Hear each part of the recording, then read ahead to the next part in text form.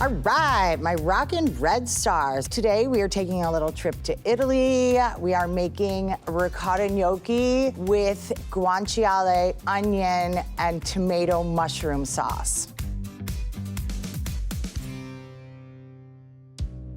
Before I get even into making my gnocchi, I'm going to get my sauce going. I have mushrooms. I'm slicing my mushrooms really thin. I popped the stems out.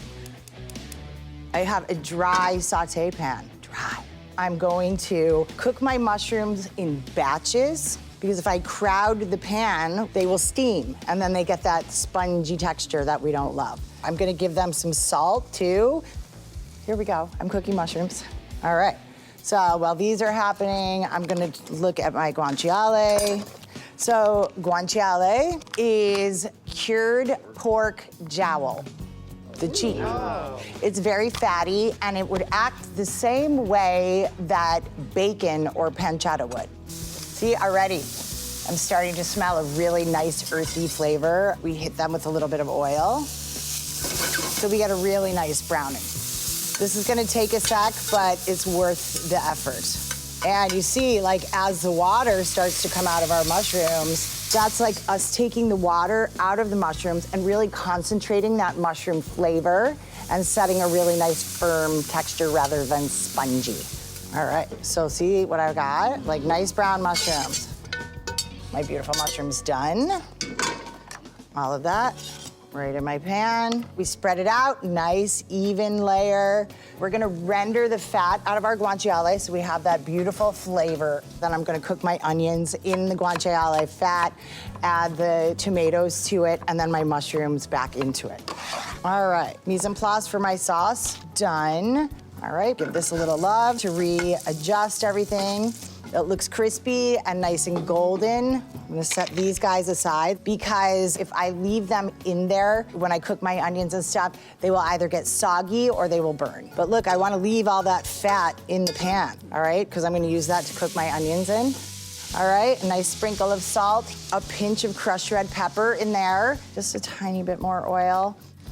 Already, I know beautiful things are happening. Now, let's think gnocchi. So, ricotta cheese, Parmigiano cheese, and pecorino cheese. It brings kind of a lovely funk to the party. So, all right, here we go. My tomatoes going right in there. We're gonna add some water to our sauce as well. We can make it way too watery and then cook it down so it really concentrates and the whole party is really in full swing. Okay, so I'm going to add eggs. I'm getting this all mixed up, okay? So look at my sauce is going a little bit bananas right now. You definitely want some action in your pan. Not too crazy, we want the jacuzzi, okay? Nice, easy bubbles. All right, so we need to add some flour, all right? We see it starting to come together as a dough, right?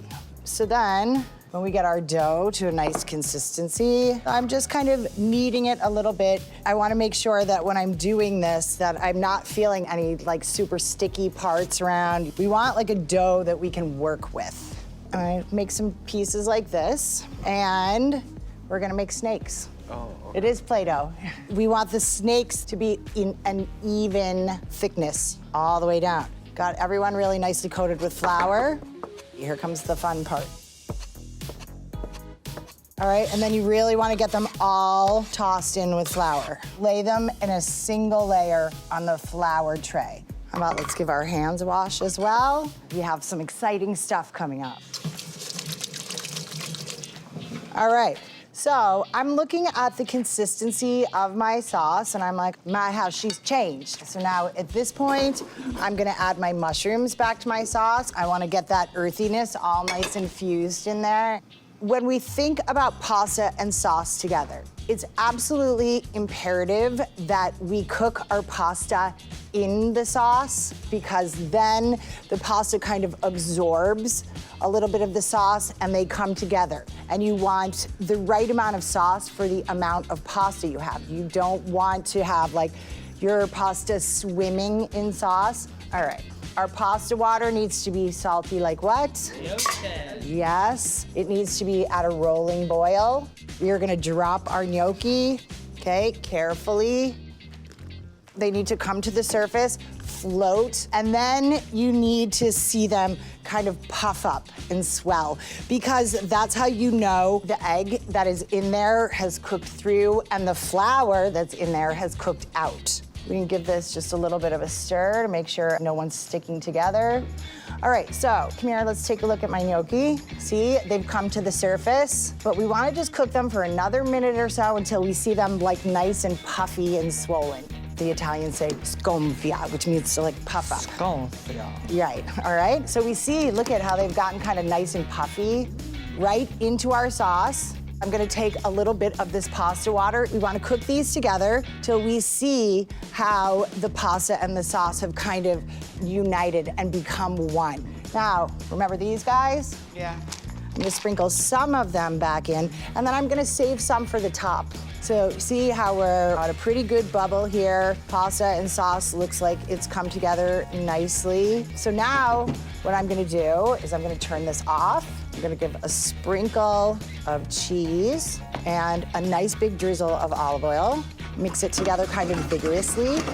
And then that sets a really nice texture of the pasta and the sauce. So we're ready to plate. I'm ready to taste. Right. Nice little pile of gnocchi all right in the center. I'm making sure that I'm getting some mushrooms and a nice even amount of sauce. I'm gonna finish with another little sprinkle of cheese. I'm doing both of them. A little sprinkle of my crispy critters and my chives. All right, there we go. What do we think? Beautiful. Beautiful. You ready to try it? Yes.